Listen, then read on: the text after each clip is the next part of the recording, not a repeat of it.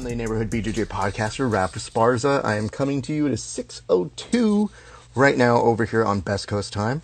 Hope you guys are excited for today's guest. It should be a fun one. What's up, Too Tall? What up, BJJ Jedi Ref?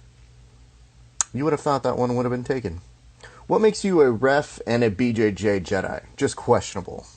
Not really sure how that works. Did you have to go through training? Did you forget to finish your training? Because I think that actually is how most Jedis are supposed to do it. Our guest today, very good dude, part of the Arreola brothers who have a gym out here in Orange County. I'm happy to bring him on. Ladies and gentlemen, get to know today our good friend, Jason Arreola. Jason, how you doing, sir? That's actually telling me to wait for that dude, Jason, so I'm going to hold my hand like... Hey, what's up, Raph? How you doing, man? I'm good, man. You sound excellent on this. What is the headphone system you have? Oh, I don't even know, man. I got them as a gift, like literally the other day. They sound... They're called like Atronics, I think. I think that's the Yeah. brand. I think Yeah. of all of our guests, you have sound the best so far. So that's Oh, my really? way of dissing every other guest that we've had on this show. I want to say hello to Mike Frosto, Duncan McIntyre. Let's start here, man. I mean, what have you been up to? What have you guys been doing? Just trying to stay active as possible. You know what I mean? It's been a little tough with the whole quarantine and all that, but me and my brother were obviously the gym's closed down right now, so we're just trying to push out as much content as we can for our members and just the whole grappling wrestling community out there. Just trying to get content out there, new techniques, just doing what we love to do every day. Absolutely. We got a good note over here from our good friend John Starks, who said that he went to go train there for No-Gi Worlds. Oh yeah, yeah, awesome. He's a very, very nice gent who, you know, he's one of the few people I'll allow myself to talk trash to. I don't talk trash to a ton of people, and if I do, there's usually some facetiousness to it. hmm You now have entered that circle, but we're gonna get to that a little bit later. So what has been the thing that you guys have been doing? I mean, training videos, especially during quarantine, is it just kind of like an extension of what you guys were thinking about teaching if you guys were holding classes now, or do you kind of like cater them a little bit more to like, oh hey, now not everybody has a training partner sort of a deal? Yeah, no, definitely. That's what we kind of took the initiative to do. Is like before, obviously, it was a little tailored towards we had classes, there was actual people there. So now we're actually doing like we break the technique down into 1, 2 steps where it's pretty much solo drills and different kinds of solo drills, different activities that people can do just by themselves and still just try and stay active and get their wrestling in and learn some new technique along the way. Yeah, because I've seen your brother pull out the grappling dummy that you guys have, Marty. and yeah, I didn't listen. It's like a car. Once you name it, you go, I don't know what your deal is. Yeah, I had no idea either. I just went there one day and I was like, "Hey, can I borrow your dummy?" He's like, "You mean Marty?" I was like, "Oh, I'm sorry, Marty, Marty." I just laughed at the idea that like we're all hitting that point of quarantine where that joke. I think there's a meme that somebody put up where they go, "I'm beginning to understand how Tom Hanks talked to Wilson the entire time." Exactly. That's Well, awesome. I mean, I'm going to also talk trash about your brother as we go. But first, let me see. What did you bring to drink today, sir? So trying something new. I've never tried this before. The Kona Light. Okay, Gotta go on that. Not bad, not nice. bad. Yeah. How about yourself? Today, I am drinking. Let me see. It is an IPA with vanilla and lactose. 1 pint, 6.4 ABC. And then, let me see what it is officially called. It's essentially what is it, Pula Slice? Oh, okay. I've never had this one before. Oh, Pulpsicle is what it is. Full of But circle, huh? listen, just look at this and understand. When I saw this, I was like, "Are you telling me it's a creamsicle?" Because I guess that's Okay. where I'm at right now. So you like those IPAs, huh?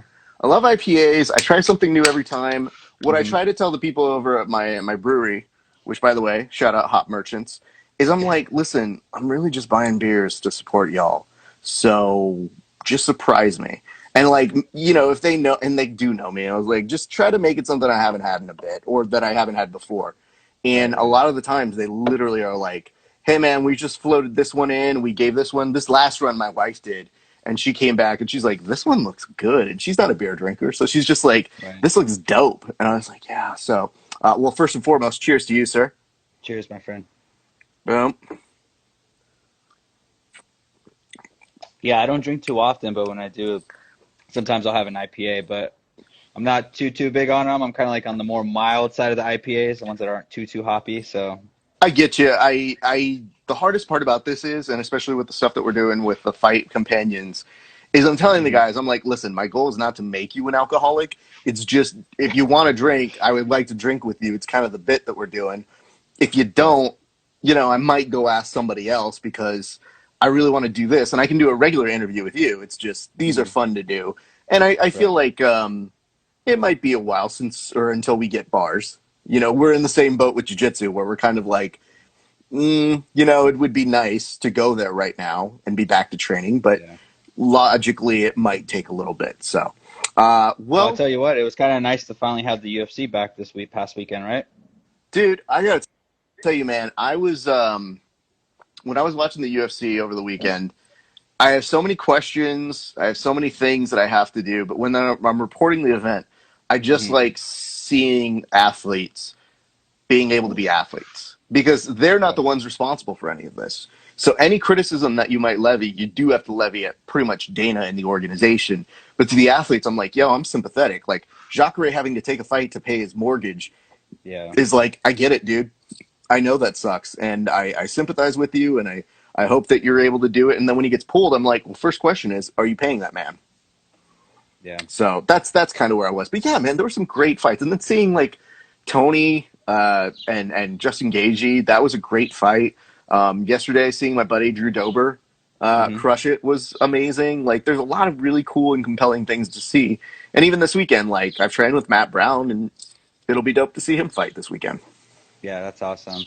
I saw a little bit of like the main fights this past weekend, but yesterday I think I just saw I think it was just like the main event, which was it was pretty good. So Yeah, the main event. Well, if you're Anthony Smith, it didn't feel like a great night. I mean, have you had to corner anybody yet? no, not yet. Okay. I think that you're one of the hidden gems in terms of wrestling and jiu-jitsu. And the reason I say that is because, your brother's usually really out there and he's Hmm. winning shit and you're competing too, but like your brother has a systematic process that I love. Like when he wins, he has a post.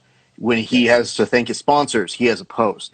It's so organized, and like if I was somebody who was sponsoring him, I'd be like, dude, I'm getting my money back on your brother, like 100%. yeah. No, So my brother, I tell you, he's marketing genius. Like he does all of our marketing and stuff for ABW. He's really good on the social media. He's just awesome, and he gets on me all the time too. He's like, "Will you compete? You got to post more." I'm like, "Okay, okay." but the reason why that is in my opinion, not every Hmm. athlete feels that they have to do that. They go, listen, I won, isn't that good? Like, isn't the whole point to just be a good athlete? And given the fact that you guys have a business that incorporates a lot of wrestling and jiu-jitsu, it is kind of important to put that stuff out there. So I Yeah, understand that realm. And the thing is, if you're winning, why the fuck not? Like, at a certain point, people got to be like, yo, he's actually pretty good. I think I want to go take one of his classes. yeah, yeah, definitely. So let me ask this. Where does wrestling begin for you? Because I believe you're a wrestler before you were a jiu-jitsu guy Hmm. first, right? Yeah. So actually, interesting story here. A lot of people don't know this about me. Uh, when I first started wrestling, I was about 15, and obviously I got into wrestling because of my big brother Richard. So grew up loving WWE. You know, I always talk to you about WWE, WWF at the time. So we grew up watching that all the time. Like literally, we used to get in the biggest trouble because when our parents would leave, me and my brother would drag out the mattresses from the beds into our backyards. And we had so many neighbors that were around my age. I was a little kid at the time, and we would just have big wrestling matches. Richard would go ahead and get cardboard and draw out belts for us. So it was like the real thing. It was Hold awesome. on. I didn't know this. Yes. I knew he was in. I knew he would have done the backyard nonsense. Your brother Uh-huh. 100% seems like the gamer who's doing that. But I did not know there was cardboard belts. Oh, yes, absolutely. My brother, I'm telling you, he's the best. He's like really good at drawing, hidden talent. Probably a lot of people don't know about him. Really good at drawing. So he would get cardboard, sketch him out, and then we would get like a box cutter, take them off, and we had cardboard belts. Literally the WWF Championship belt, the Intercontinental title, the tag team titles. We had a giant Royal Rumble. It was awesome. So you're talking about, So oh, that's not just you guys. That's organizing a community of people to compete then. yeah, we had like a good like 2 blocks worth of kids that would just like come over and we would just have a giant Royal Rumble. And keep in mind, this is while my parents were gone working. Did your brother book himself to be the champion? No, my brother never did. He was always the referee. He would just let all the Oh, kids go at it. that's So interesting. it was Okay. awesome. So that's kind of how I got started with the wrestling, right? Uh, and then later on, obviously, like in high school, my brother he wrestles for Fullerton High School, so I used to go watch him all the time. And everyone, I was always looked up to my big brother, like, hey, I want to be like my big brother. That's awesome. And then finally, come my time when it was high school, I think I started my sophomore year. I was about 15. I started at Orange High School.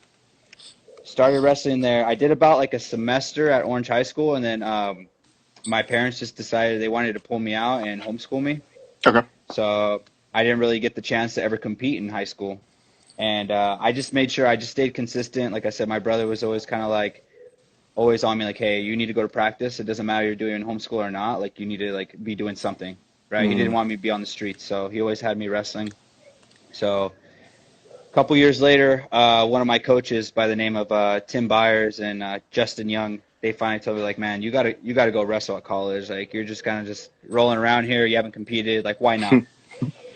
So they took me to the local junior college at Santa Ana College at the time. Went in there, met the head coach there, Vince Silva, who's a 3-time All-American for Oklahoma State. And I was just kind of like the nobody there, like the runt. I would just go in there and literally just get destroyed by all the starters and like almost they're trying to run me out of the room, right? But he just kind of noticed me because I kept showing up. I just didn't quit. I was like, I don't care. I'm gonna keep going. I'm gonna keep going. And then little by little, my first year I redshirted, and then after that I made the lineup. Uh, Finally got to compete in my first tournament, and then my first year I was able to I All American, so it's placing top three in state or four in state, sorry, top four in state. Wrestled there for 2 years, and then transferred out to York College, Nebraska, which is a small NAIA private school, and then which was crazy, total culture shock. I mean, I think my junior college was way bigger than just my private school. It was like I think the college alone was about 1,200 students, and Mm. the town was about 6,000. So it was just crazy. It was tiny, but got a lot of good competition out there, and then All American 2 more times out there at the national level. So it was awesome. Stayed out there and coached for about 2 more years after I graduated, and then decided it was time to move back. And I knew I kind of had that itch to compete again. And my brother was like, "Hey, man, you gotta try and get into jiu-jitsu." So moved back here to California and got into it. So you've been a jiu-jitsu guy since then. Yeah. So actually, it was after I graduated. I graduated like in 2016, and then 2017, I decided to go ahead and do jiu-jitsu. Interesting. So I've been doing jiu-jitsu for about 3 years now. That's gross. That's because I've seen how you are, and you've got a good record going on so far. You're a purple belt, super good at what you do.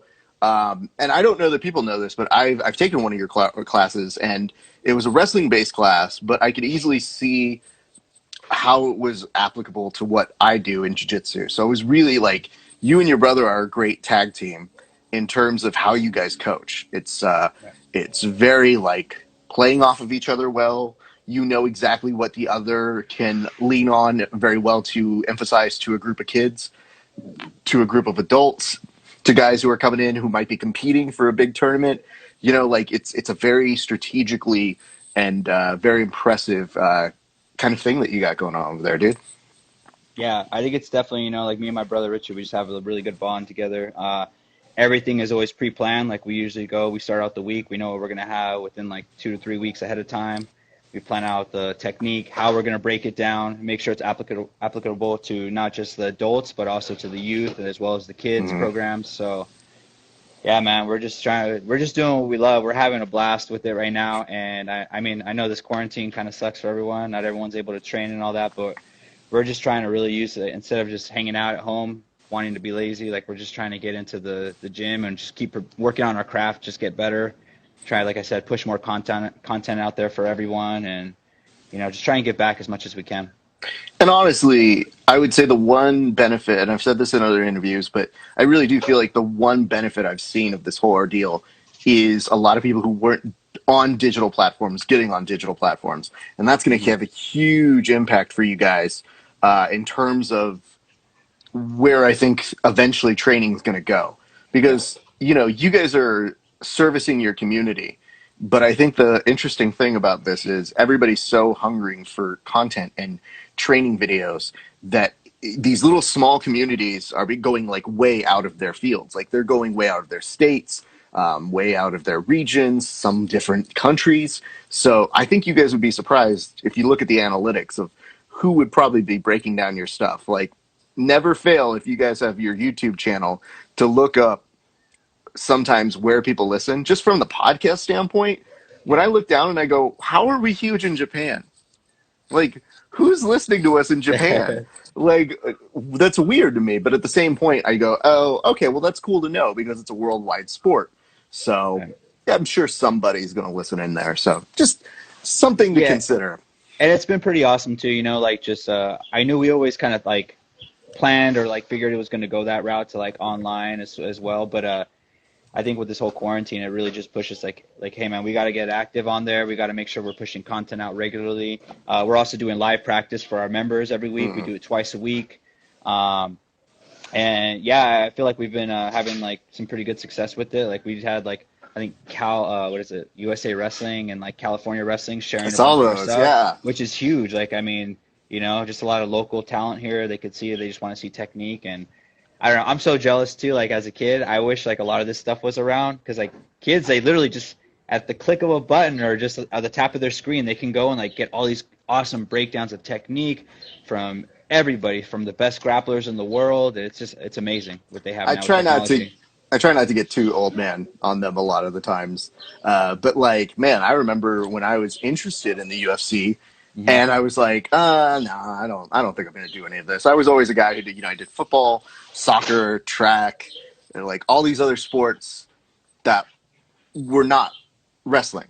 Hmm. So that when it came down to it, I was like, dude, I don't think I could wrestle. I don't think I can do this jiu-jitsu stuff. And then I could see it from the Ultimate Fighter perspective where I said, oh, I see the chess element of this. I could kind of do that. Or like, I'm not a super athlete, but I know how to do this. So then it became, okay, I could make that my own. I had to wait for years. Famously, dude, when I was watching like the Ultimate Fighter 3, I was already looking at places to train. And I was living in Kentucky at the time. Oh wow. So I was living in Kentucky, and the closest place to really train there was like 25 miles away. And at the time, I didn't have a car, so I was just like, "Oh, great." As soon as I came to LA, though, and I came back home, much like you did, Hmm. I just said, "Yeah, I'm done waiting." Like whoever has an Yeah. open gym that I'm going to go to, and I went to my local 10th Planet out here in Burbank, and that's where I started. But ultimately, I was like, okay, this is cool. Just to be there and starting to Yeah. train was, I think, super important. When did you know you were coming back to California? Because being in Nebraska is cool, and I like Hmm. Nebraska. But what made you want to come home?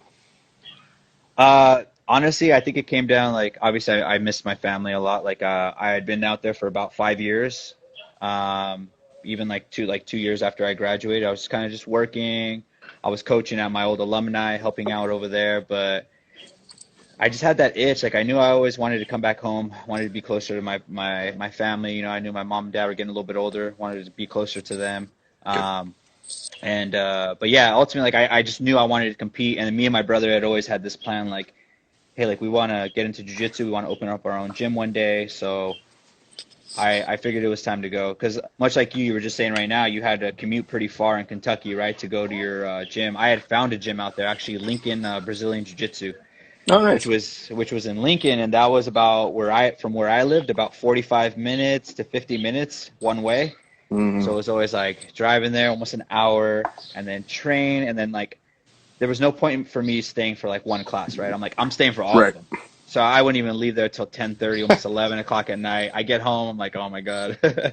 So, but to me it was worth it because they had really good competition there, awesome coaches. Shout out to Greg Lawson. He's actually from here, from California, under I think Professor Chingia.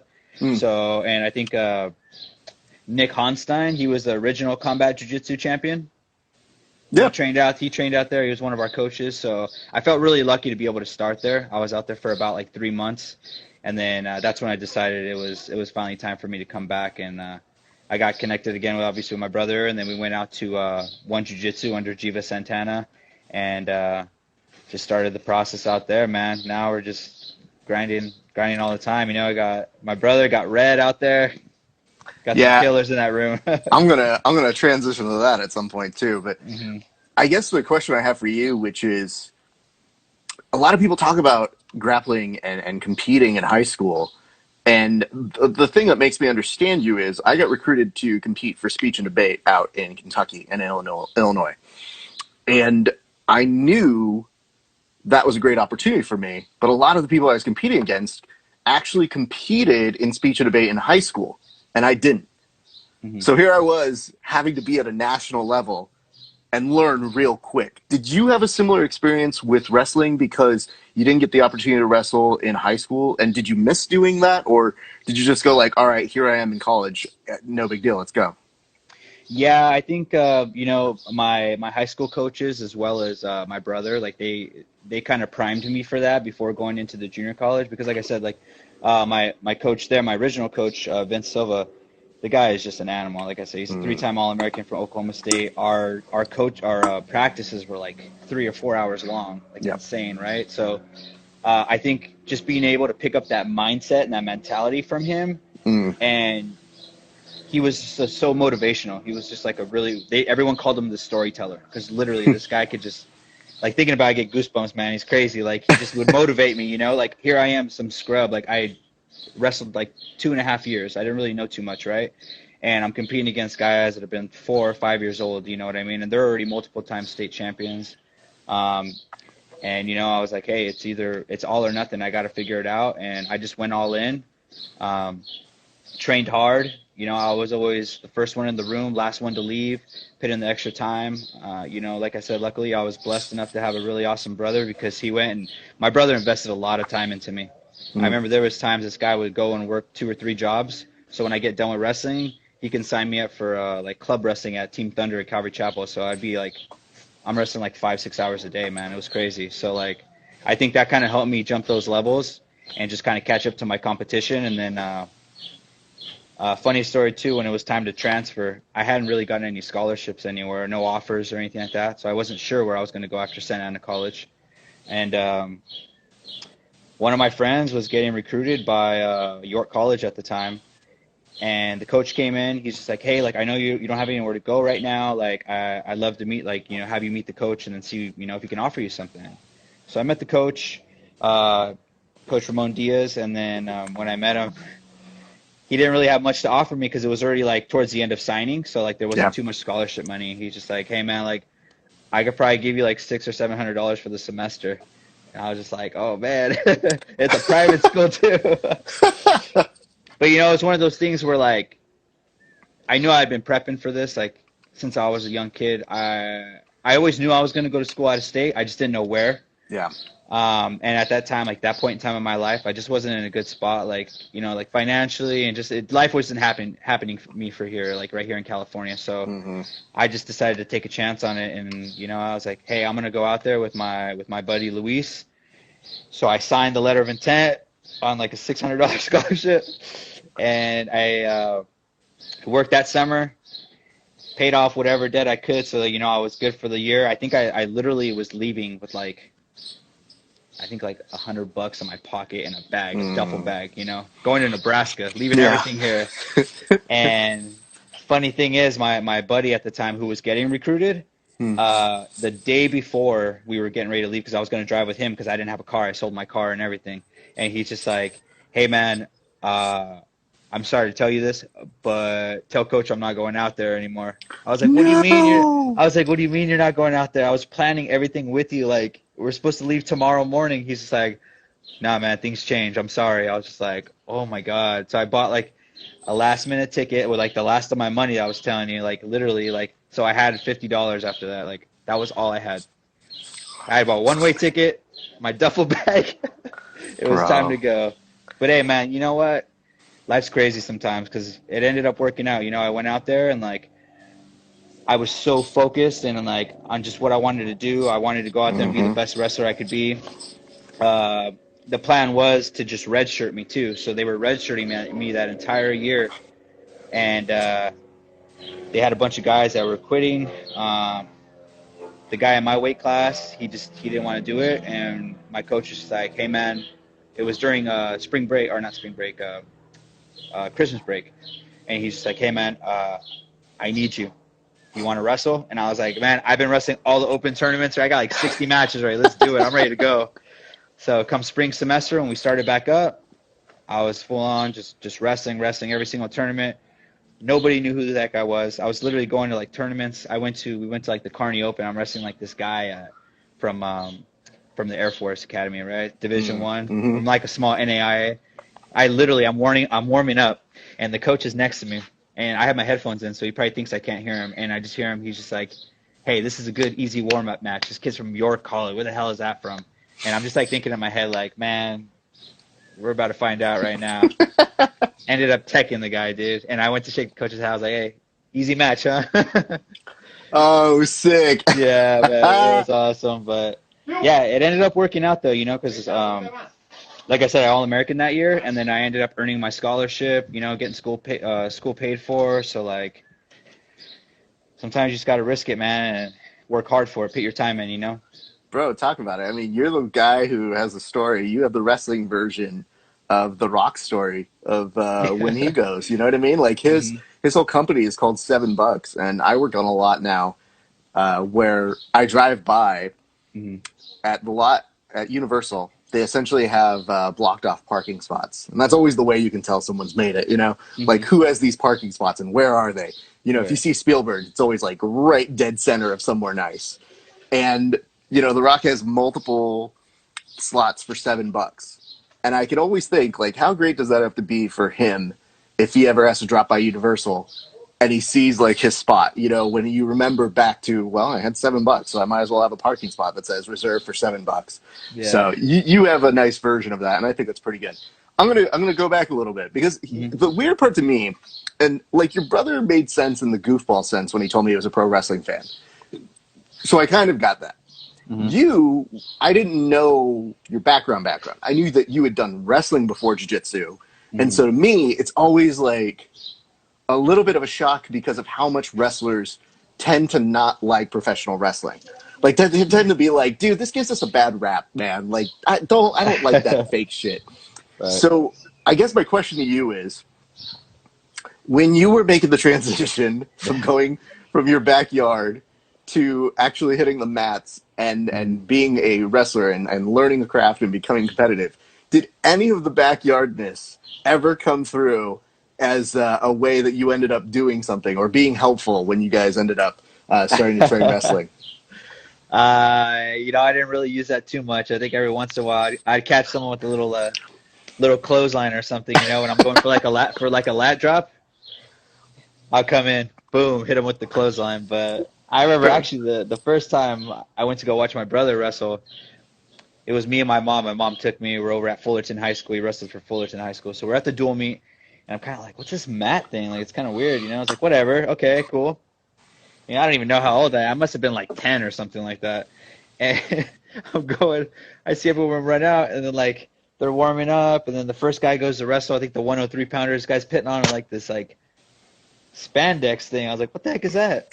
I was like, that's not and they're like rolling around like, dude, this is not wrestling. Like, where are their boots at? Like, where are their elbow pads? This is not what I call wrestling. So inevitably, everybody who does pro wrestling, they end up having a finishing move. What was your finishing move when you were a backyarder? The super kick all day. Super kick all day? Shawn Okay. Michaels, man, I'm telling you. Now, you're saying that your brother was more of the referee this entire time. Did you ever book having a match against him? Because it would seem like a lost opportunity for business. No, never. I think that this guy, so he never like competed in the backyard matches, but this guy would practice on me every single day. Literally. Power bomb me off of, we had bunk beds. This guy would power bomb me off the bunk bed or hit a frog splash. Oh my god. It was crazy. I can't tell you how many times I got hit with the Boston Crab or the sharpshooter, the walls of Jericho. I mean, but you know You what? name it, he did it. Hey, those are the things that pay off in the end because that's how you know that you form the grit. Is like, dude, I didn't know how durable I would be. And I would say most people who roll with me are like, yeah, you're fair durable. And I think that goes back to when, me and my friends, we Mhm. would scrap and I would only pick on people bigger than me. So I'd always be like, listen, I'm not picking on anybody smaller. I'm going to pick on the guys who are like bigger because I can't hurt them, you Yeah. know? And like, dude, even those guys, I was like, dude, they wouldn't think I was good, but they would just be like, yeah, you're not bad. Like, I can't put my finger on it. Like, I can't beat you. And I was like, Yeah. yeah, cool.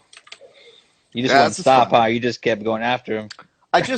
Well, especially back then. I mean, back then I was Yeah. way more athletic. So now I've just changed my whole game into being a little bit more calculated and understanding, like, yo, I'm not going to beat this person head to head if this is a marathon. Like, that's Yeah. not going to work. Oh, and I guess the idea is in your collegiate wrestling career, you ended up going All American. Did you ever end up being a champion in your backyard federation? Oh yeah. I won the Intercontinental title. Never got the heavyweight title. There were some pretty big guys. I get after them, man, but they were big. We had this one guy. Actually, his name is Jason too. One of my buddies. This guy was like, we're like 10 years old, and he must have been like like 160 pounds, man. 60 pounds. I don't even think I'm 70, maybe pounds. I was a tiny kid. I'd get out, but always. Hey, Jace, it sounds like you're cutting in and out. I'm not sure if that's the battery on this or whatever's happening, but your voice just was cutting in and out. Sorry, what was, Yeah, you might. It might be the headphones. I can't tell if they might be yeah. powering out a little Okay, bit. I can kind of hear you now. Okay, beautiful. Yeah, Yeah, no, I mean, just a lot of people forget if you're 160 and about 10 pounds or 10 years old, yeah, that kid might as well be like, one of the big monsters of the WWE yeah. at that point. You're just like, oh man, he's on steroids. Look at this guy. He's too big. This kid, like, he literally wasn't even trying. Just like grabbed me and just. Now, but the thing is, did your brother have shoot matches, or did you guys have planned finishes? No, just shoot matches. We would just get after it, you know. Jesus Christ! Yeah, we were like just all little savages, man. Because the You thing know, is like, we're like between 8 to 10 years old, man. All we wanted to do was just get out there and scrap, and we had like this bed mattress. We're slamming each other on it, like. because I wouldn't have thought any differently of it, but I like the Mhm. fact that you were in the middle of being like, yeah, dude, this guy was throwing me around and blah blah, and I was like, bro, did they give you the script? Because like at some point they should probably be giving you that, you know? Yeah, no, I think when it would start to get out of hand, my brother was like, all right, we're good, we're good. All right. Well, hey, that means that you were winning true belts even then. So good for you, Exactly. sir. Damn, dude. All right. Well, that's fine. Because one of the nice fun parts about um, quarantine that I've tried to make is Mhm. I'm like, listen, dude, I'm a guy who trains only when I go to jiu-jitsu. So no jiu-jitsu is bad news for me. So as a result of that, I tell people, I'm like, listen, I'm coming up with my plans on how I'm going to adjust training when I come back, who and how and where and all that sort of stuff. And I actually think I'll probably have to do boxing stuff to begin with for Yeah. cardio and probably some yoga because I'm getting old. But one of the delights has been talking shit to all the people that I'm like, these people will keep me accountable. Like these people are going to 100% talk shit right back to me so that I better be working out when this is all done. Yeah, So I know my brother's even he's been getting into some I think some Muay Thai lately. So I think he just dude, I posted saw something. that. Yeah. You have to understand because I'm out here trying to get some boxing in. I saw Mhm. your brother hitting up Muay Thai, and I was like, "Sit down, listen, dude. I've already got a hard enough time rolling with your brother as is. I don't need him to be doing the other thing I'm doing to try and even myself out." I was like, "That's my cheat code, bro." Man, you guys are gonna be never ending scrapping, aren't you? Dude, I hope so, but like, the one detriment is that I've been telling people, I'm like, "Yo, I'm talking a lot of shit right now." But one of my friends, I think you know Mike John over at 10th Planet Orange. Oh yeah, yeah, I know Uh, Mike Chen. Mike John and I will have some wars as well. And Mike John is better than me, but he is consistently frustrated as to how hard he has to work, given that he's super athletic and does a whole bunch of nonsense that would work on somebody else. And I just kind of go, nah, it's not happening, dude. And he's like, what the fuck? Not Like, today. Not what today. the shit? You know what I mean? I'm like, hey, bro, you're better. You're just not winning. So you suck. I don't know what to tell you. I'm just a host. I don't know what you're Oh doing my against god. these people who actually compete are good. I'm just some schlub and you can't beat me. So that's really bad for you.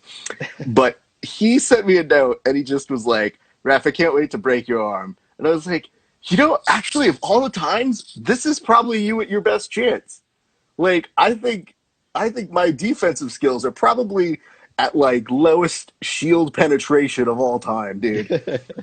So I wouldn't doubt it. But differently though is you and I are now talking shit on a WWE BJJ match, and see that's the thing I feel bad for you is like jiu-jitsu. I feel like will have a good role. WWE BJJ, you don't understand how much I cheat and how well I'll cheat. Yeah, I think I might be in trouble here. I'm telling you. You're already planning the sharpshooter. Yeah, I mean, well, it's a signature finish, and Mhm. now that I know that your brother could get it at ease, and I could easily do it to your brother. I mean, now just the hierarchy, it makes sense. The only thing I need to do now is just go up to you before and just be like, hey, man, I hear you're an easy match, so whatever. Get it started. So wait, so you guys actually did have like a little mini match. So okay, what we did is we filmed some goofball, like a little comedy segment sort of thing. Oh, okay. And then we had so much fun doing that, but I really wanted to train with your brother because I have a lot of respect for how he rolls, and I hate not ever getting the chance to take people up on training with them. Like, Mhm. if I interview you, I want you to know that I don't consider myself like a competitor or really like super good, but I'll train with everybody, man. Like, I really feel it's what makes our sport unique than many other sports. You might be able to go golf with somebody, but your boss can golf with you. If you're a host for jiu-jitsu and MMA stuff, if you make the effort to go train with the guys, they start to understand like, oh, this guy can tell my story because he knows what I'm doing. Or he may not be able to do my level, but I respect him for doing this. So it's Right. kind of like something that I really, really believe in. And I think it forms like a camaraderie. I think you get to understand that person.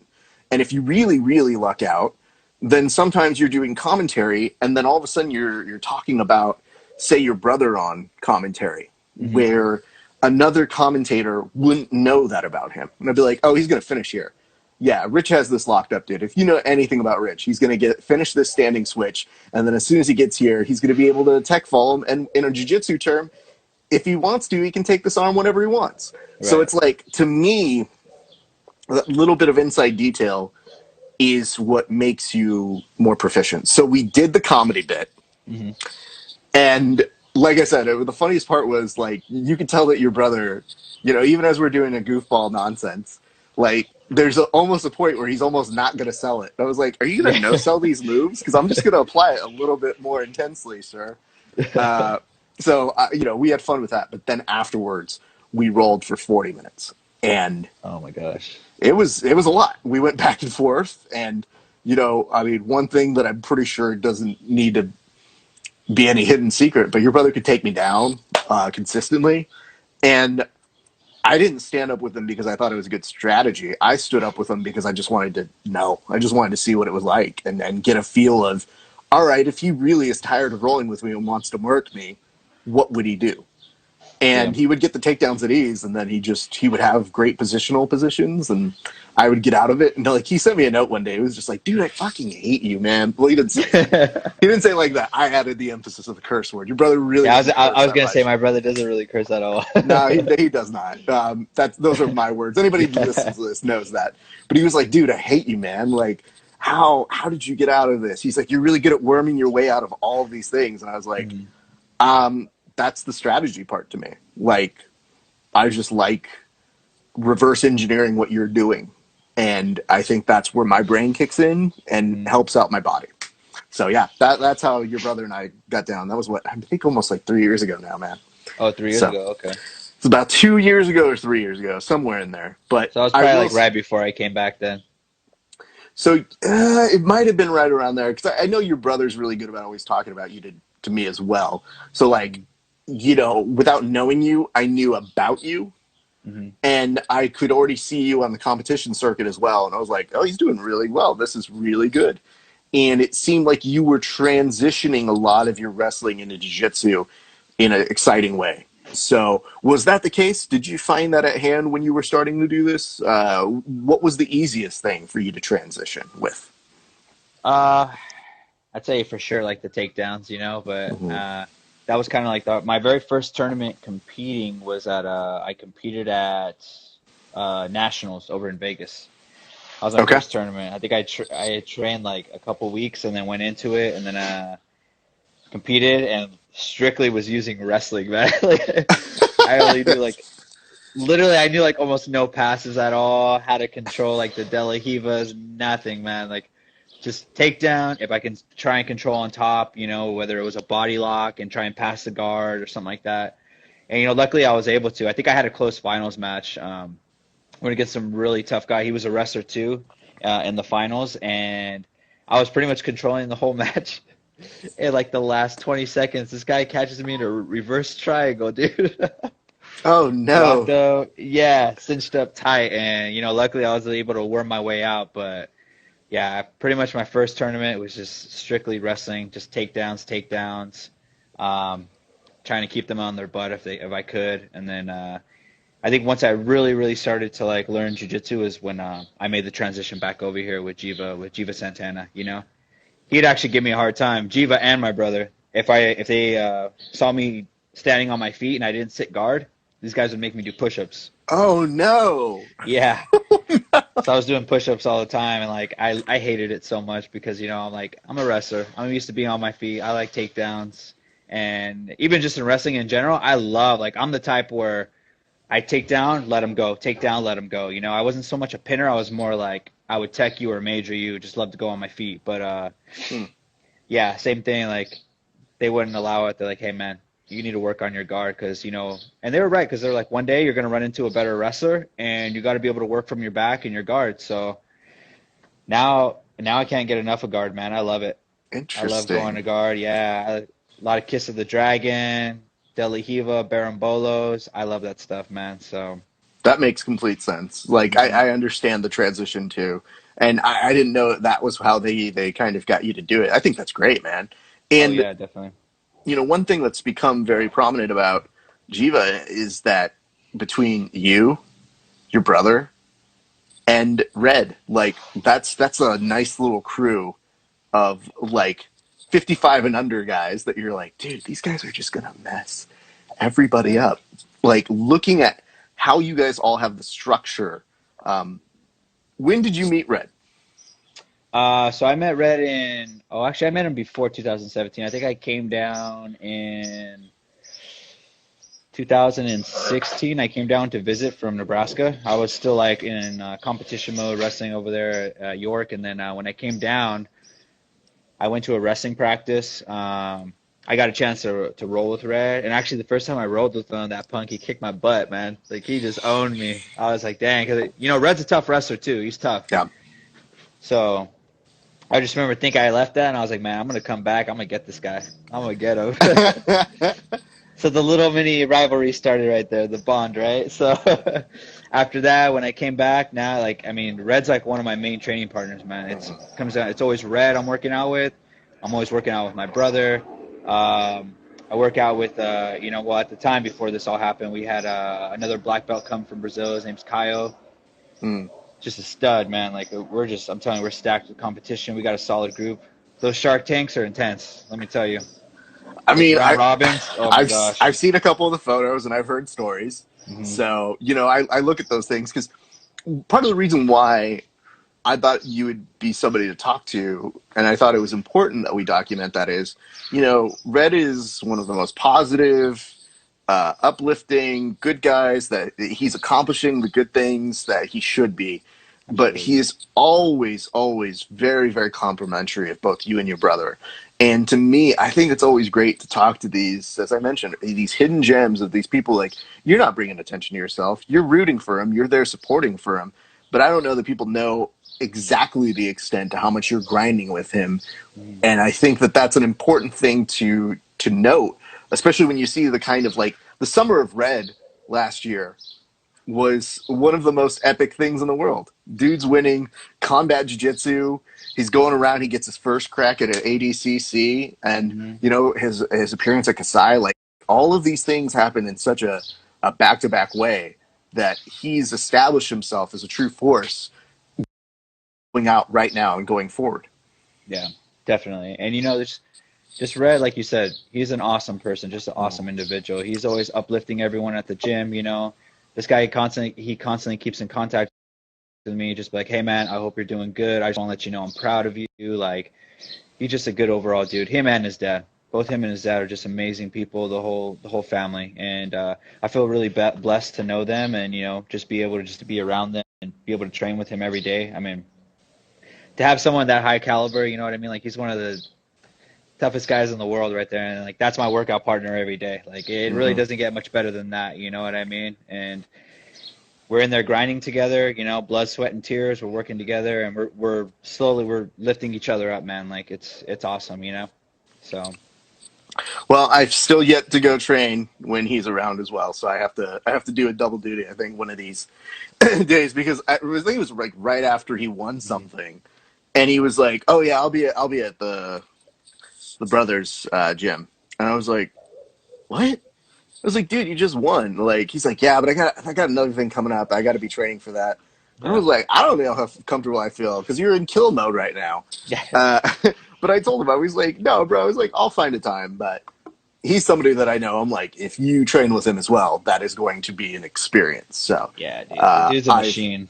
yeah, He's a machine. and it's weird because as a photographer, Hmm.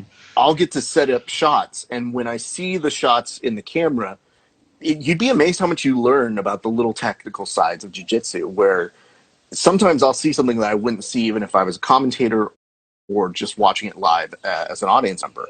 But with Red, there were a couple moments where I saw how he was maintaining back control for such a long period of time Yeah, that I said, I can't let him get there. And if I do, he or I may not be going anywhere for a while. Like, so that's something I could immediately, like, just how I saw him set it up too. I was like, okay, he doesn't like this, he doesn't like that. yeah, And it's not like it's ever intel that I'm going to really use against him competitively, but it's one that I go, yeah, if we are rolling, I better be aware of that because if he gets that, we're done. yeah. So that's the small notations that I've had on there.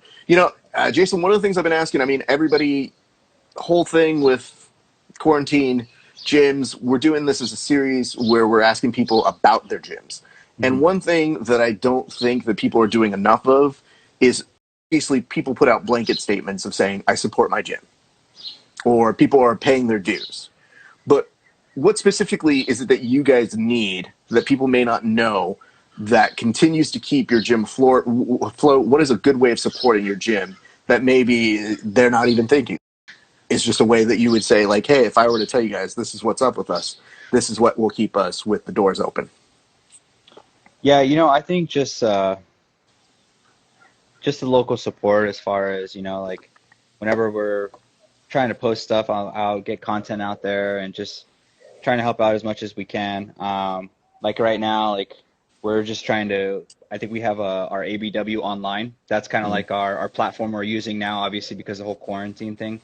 And so just asking people, we could help support us, just pay it forward. It's tough right now, just for everyone. I get there's a lot of gyms that are, just trying to make it and do what they can and put their best foot forward and, be able to make a living as well. It's tough right now. So, but I mean, we have the ABW online right now. We're doing that. Like I said, we have the practices, live practices, twice a week. We're doing that Monday, Wednesdays at 3:30.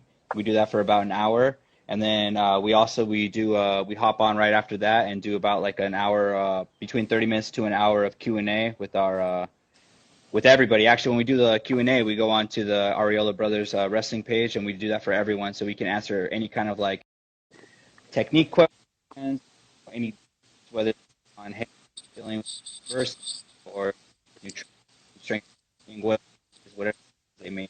So yeah, Sweet. I think you were cutting just about in and out, so I just want to make sure you're good. You hear me just fine? what was that? Yeah, I think we're slowly cutting in between in and Let me out. check. Go for it. Look at this man. He has backup on I brought some backup. backups just in case, man. Bro, these are the things that make me happy as We a gotta be producer. prepared. I'm sorry, man. I didn't hear that last part. No, no, no, no. You're fine, man. Listen, I got to tell you, this one dear you to me for a long time because being producer friendly is one of the things that I go, this kid brought his backup headphones. We're going to book Always, him man. 4 more times, dude. Um, no, I think you're right in terms of doing the online support. Hmm. Have you guys been looking at measures? Because obviously, if you have the grappling dummy, that means you're paying attention to what may be coming in terms of Yeah. how you go back. Have you guys been looking at maybe how you end up implementing policies given what's going on with COVID when you do go back? Yeah, I think we're obviously, practicing the whole social distancing thing. Um, Setting up, maybe we're thinking about possibly doing classes where it's maybe between 5 to 10 people, 10 people max. Right. And luckily, we're in a facility where we have plenty of mat space. Absolutely. I think we're pushing about 4,800 square feet of mat space, so we can go ahead, make sure everyone's distancing at least 6 feet apart minimum, and then just make the transitions from there. Everyone can you could bring in your own partner if you feel comfortable doing it that way, or if you have a dummy, we can try and provide with what we can, or you can bring your own, and then we'll run the classes according. And I think one thing that really helps you guys is you, if I remember correctly, you have a capacity that can, like a garage kind of gate door that you can Exactly. do that airs it out as well. Because Hmm. I think one of the things that's hard for so many gyms when they start saying, like, how it gets air transmission, all those sorts of things, all people are looking at possibilities, but people have certain spaces that they're just stuck to. Yeah. You mentioned that you have a big facility, and that really makes the social distancing, I think, something that can easily be achieved. Because when I went there, dude, y'all had like 3 different sets of things going on. Like Yeah. you were working wrestling with one class. There was like a kind of like A boot camp. boot camp on one side. Hmm. You've still got plenty of space that could be like a private section over on the side, and Yeah. then you even have like space for parents and like a sitting area for people who are either getting changed, whatever. Like you guys have one of the best facilities in terms of all the complications that I think that most people are going to go through. So that I'm glad to hear that those are the considerations your brother and you are putting out there. Yeah, definitely.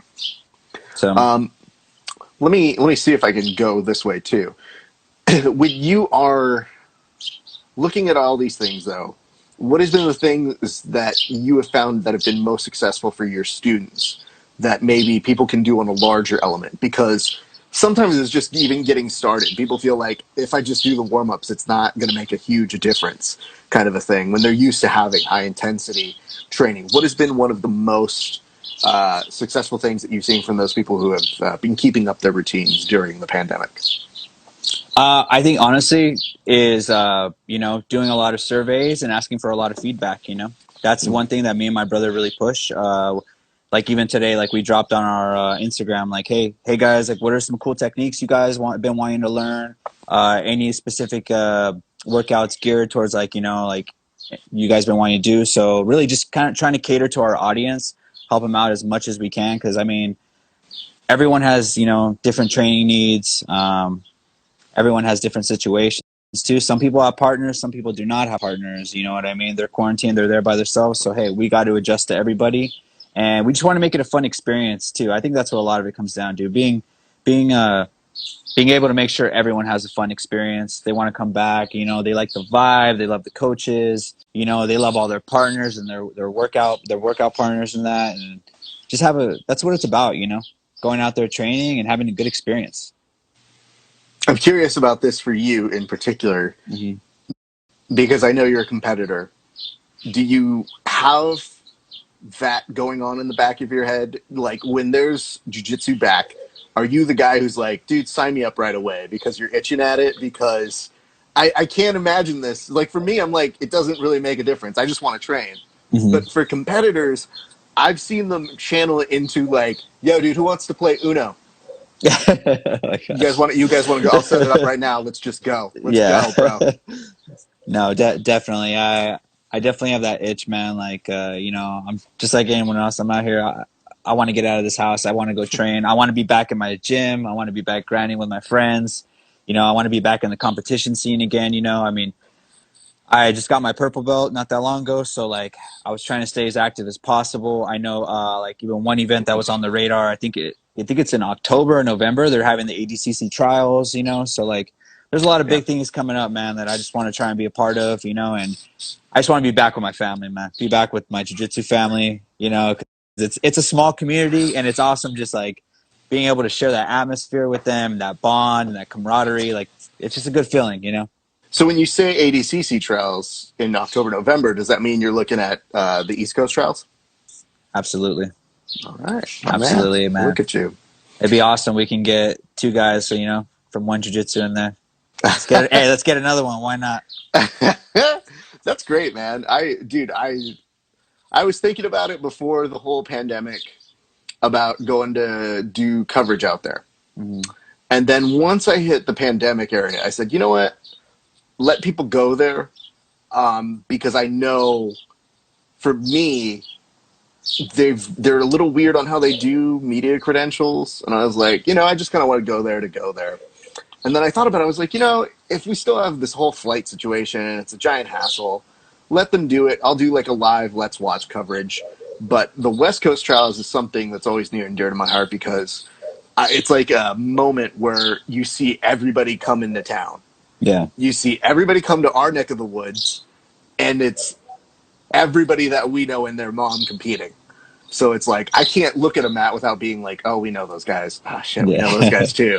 Man, I hope they all make it. But statistically, five guys are going to be the ones that get it. So, for me, I'm just like, dude, that's dope that's on your radar. Mm-hmm. I'm sure it will probably have some sort of adjustment given travel and climate and all that sort of a thing. But I just told people, even this time 2 years ago, when there wasn't a pandemic, I was like, you punch your ADCC ticket not that day, but in the weeks that you're leading into it, the months that you lead into it.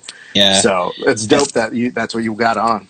And that's the thing, man. Like me and my brother, we still like, training. It's obvious it has changed. It's not the same right now, but I mean, we're active, man. Like we're not just sitting at home doing nothing. We're running when we can. We're lifting. Like there's certain things we can do, right? You guys are still in the like smaller guy category. So, you know what I mean? Like, I love when guys who are below 150 are like, man, I put on so much weight. I was like, you're 160. Shut up. The last time I saw 160 was at least a decade ago, my friends. So, hey, we're coming up on 2 minutes left. I'm going to give you the floor. Promote all your stuff. Tell the people where they can find you, my man. Yeah, guys, you could find us at Arreola Brothers Wrestling. We're on Facebook, Instagram at abrothers_wrestling. We're in Anaheim, California. Just look us up, come through. We're on Yelp. You could find us. All welcome to come train with us. Awesome vibes there. Welcome to everybody. We just like to train and get after it. So thank you so much for having me on the show, man. I really appreciate it, Raph. Dude, like I said, it's just a pleasure to get to hear your story. I thought that you had some great stories to tell. I think that you are a valuable resource to Red and by far that whole one jiu-jitsu community, as well as the brilliant and very nice community that you have. My visit there, I thought so highly of it. I tried to recommend it to as many people as possible because, I go to a lot of gyms, but you don't always get a vibe within those like 60 minutes or 90 minutes or however long you're there. You guys are welcoming. The instruction is great. I know you and your brother are both savages on the mats. So to me, anytime I can kind of pay that forward and tell people about that, I really do try. Which I guess is all the reason why it makes it so sad that when I have to defeat you in our WWE BJJ match, that like I'm gonna feel bad for you, but I'm also gonna be like, you know what? It's how he learns. Now he'll go win ADC. That's going to be my motivation, Raph. That one defeat right there, right? Is that what you're saying? Is that what you're saying? I'm pretty sure. I mean, listen, dude, it's looking really good for me now that I know all your weaknesses. And now that I know that you're playing guard, I mean, you're halfway into the move.